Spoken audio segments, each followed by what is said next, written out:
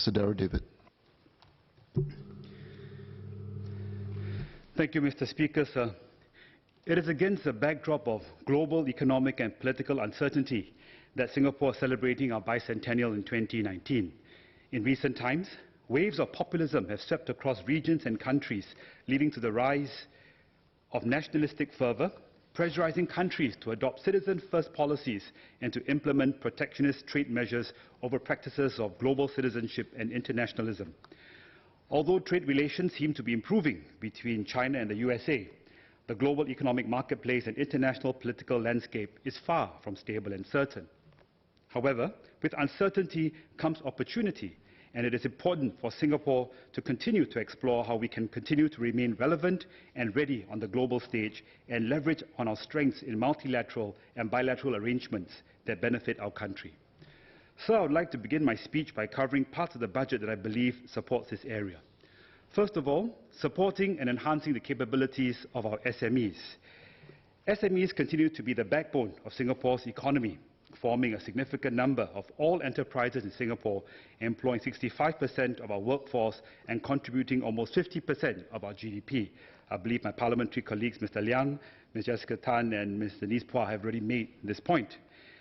In the midst of economic uncertainty, our SMEs certainly cannot afford to be complacent, and it cannot be a case of business as usual for them.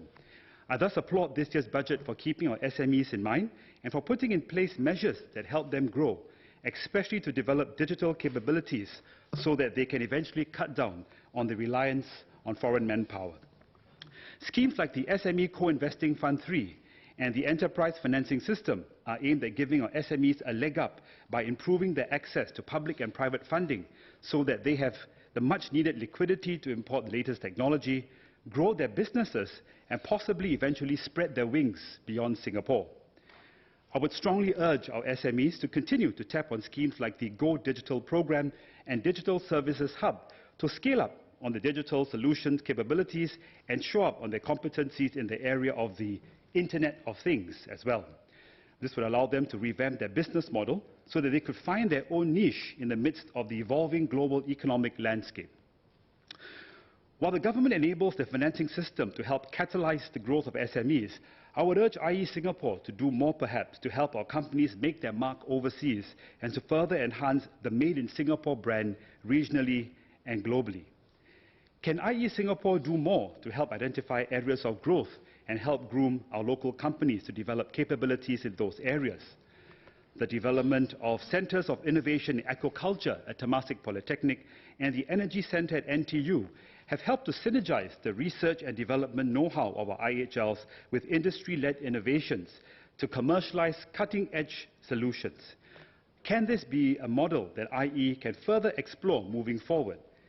Can more such centres and incubators be created to spearhead growth in other areas? I would like to move on to the topic of defence and security. Recent developments in the region have shown that it is important for Singapore to have a credible defence force and to enhance our capabilities against cyber attacks. Mr. Bilahari Kausikan put it adeptly at a recent public lecture that a strong and capable defence is Singapore's only leverage on the international stage, giving us an equal footing and bargaining power against other nations. While much of the talk has focused on building our external defences, let's also not forget to stay vigilant with regard to our internal security. As the Chinese saying goes, it is easy to parry a spear thrust in the open, but hard to dodge an arrow shot in the dark. While we can prepare and defend ourselves effectively against any form of external aggression, internal aggression by an enemy in the dark will always be the one that could catch us off guard. So we thus need to maintain our vigilance against any potential acts of terror on our soil that might rear its ugly head from time to time.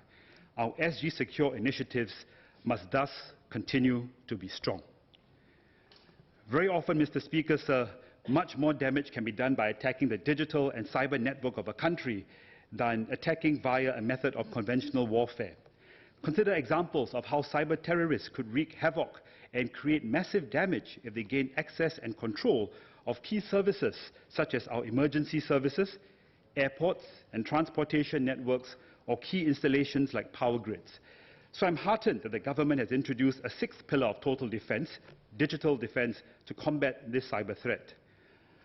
I am thus in favour of the proposed spending on defence, as I strongly believe that we need to ensure that we stay safe and secure always. Without robust international defence and domestic security, all our significant economic progress and social development would be significantly threatened, and that would have grave consequences for Singapore. I'd now like to focus on a caring and inclusive society. Singapore has always adopted somewhat of a centre-left policy structure, and we must continue to take necessary steps to look after our people. The current ComCare scheme, for example, is useful in the way that it's meant to provide short-term support, but it does have its shortcomings. At my Meet the People sessions, I've often encountered residents who need a little more support beyond what is presently available to get back on their feet.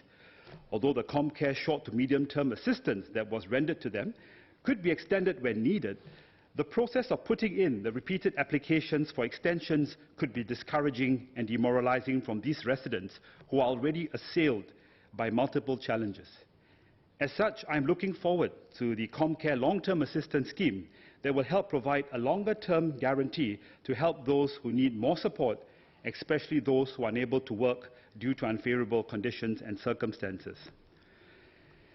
I would like to especially commend the Finance Minister and the Government for the Merdeka Generation Package, or MGP, that recognises the contributions of the generation that lived in a period of uncertainty during Singapore's early independence and who committed their lives to Singapore, often at significant personal sacrifice.